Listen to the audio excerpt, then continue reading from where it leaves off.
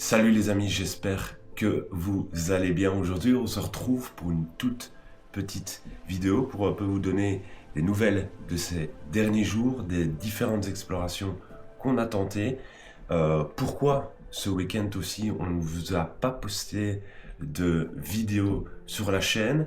J'aimerais tout d'abord revenir sur la dernière vidéo qu'on vous a postée sur la chaîne en long format, qui était donc sur la mine d'Ardoise, vous donner mon avis par rapport à cet endroit. Honnêtement, dès que j'ai su et dès que j'ai eu en possession l'adresse de cet endroit, la localisation de cet endroit, et après avoir vu aussi, je dirais, les images, les différentes photos de l'intérieur, parce que j'essaie toujours d'un peu voir à quoi ça peut ressembler, à quoi je dois m'attendre, parce que voilà, j'ai des gens qui viennent avec moi. Ici par exemple, on était 3.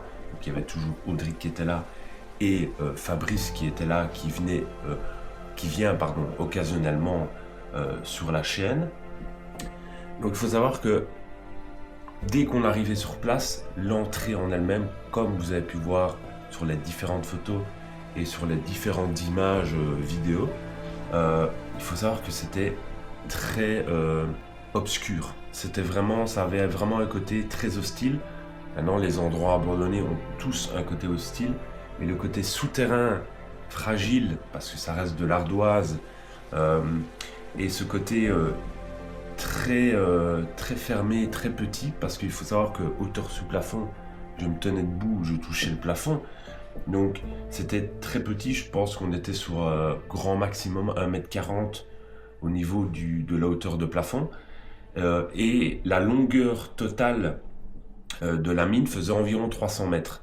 Et nous, on a fait environ 125 mètres parce qu'on a été bloqué par l'eau. Donc ici, on peut voir sur l'image ici qu'on arrive déjà sur une petite période d'eau. Mais c'est pas du tout la période qui nous a arrêtés. Même la période d'après, la section d'après, ne nous a pas bloqué non plus. C'est une période bien après où on avait environ de l'eau quasi jusqu'aux genoux. Et donc là on a dit voilà, on continue pas plus loin. Et puis par après, pour avoir demandé quelques informations à la personne qui m'a donné l'adresse, d'ailleurs je la remercie, il y avait bien plus d'eau que ça. Donc je pense que c'est un lieu qu'on retentera plus de façon complète, je dirais comme ça, en été.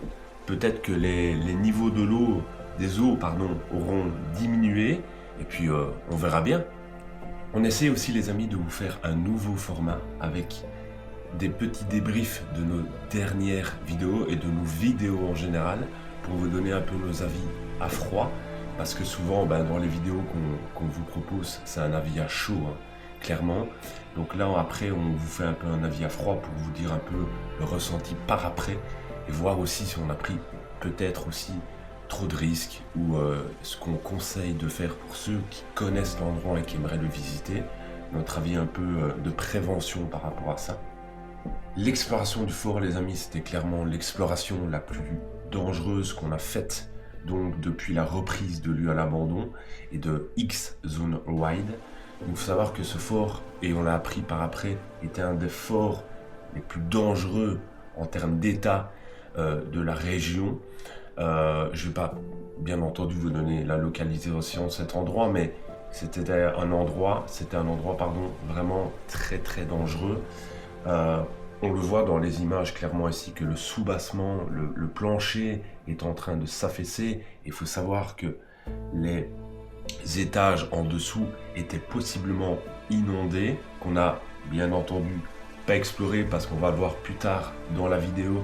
L'escalier qui menait à ces différentes pièces était en très mauvais état.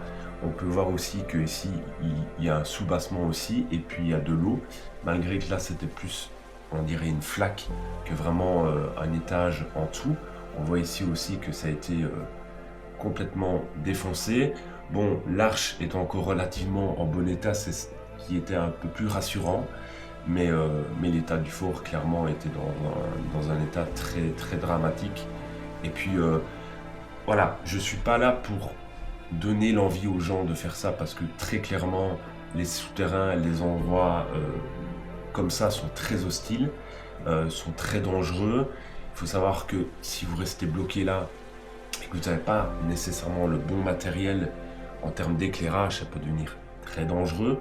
Donc il faut savoir que quand on part dans ce type d'endroit, on a toujours de l'eau sur nous, à manger, du matériel de secours, donc trousse de secours, couverture de secours. Les amis, ce week-end, on était partis, donc on avait tenté d'aller visiter un bunker d'une grande capacité. Il était vraiment, franchement, il était énorme. C'était un des plus beaux spots qu'on avait envie de vous proposer et je pense que c'était un des plus beaux endroits en termes de grandeur qu'on aurait réalisé en vidéo sur notre chaîne YouTube. Malheureusement, pour plusieurs raisons, ça ne s'est pas passé comme on l'aurait souhaité. C'est un peu les joies et les déceptions de l'Urbex, c'est comme ça. C'est un lieu qu'on retentera, c'est sûr, peut-être de manière différente, avec une approche peut-être différente, mais on le retentera.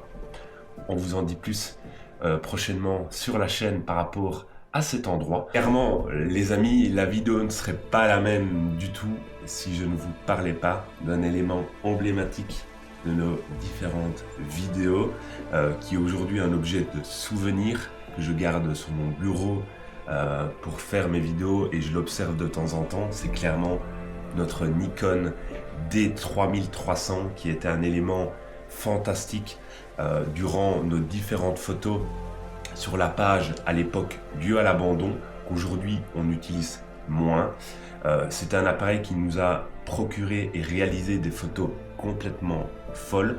Il était peut-être un peu moins bon en termes de capacité, en termes de vidéo, mais clairement en termes de photos, il nous a fait des photos de fou, des photos incroyables et je remercie cet appareil 1000 fois et le choix que j'ai fait d'acheter cet appareil car clairement il m'a permis d'avoir des photos qui aussi nous a permis d'être connus par rapport à notre chaîne YouTube et à notre page Facebook.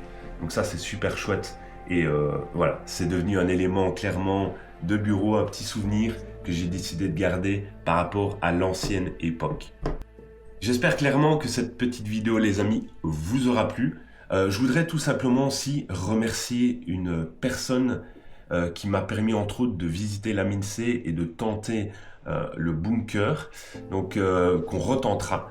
Mais vraiment cette personne a un côté vraiment dans le partage et moins dans l'échange, moins le côté troc qu'on peut retrouver très régulièrement dans l'Urbex, clairement.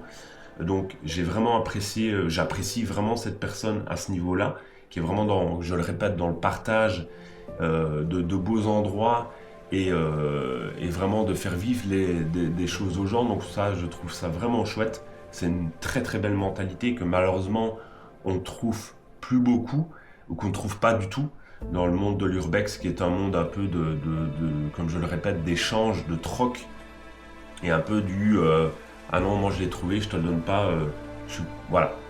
Donc je trouve que cette mentalité là elle est chouette parce que bah voilà, je trouve que le côté partage sans se poser de questions il est plus chouette parce que aujourd'hui dans le monde de l'Urbex, c'est si t'as pas un endroit qui est clairement au niveau de l'autre, il n'y a pas d'échange possible.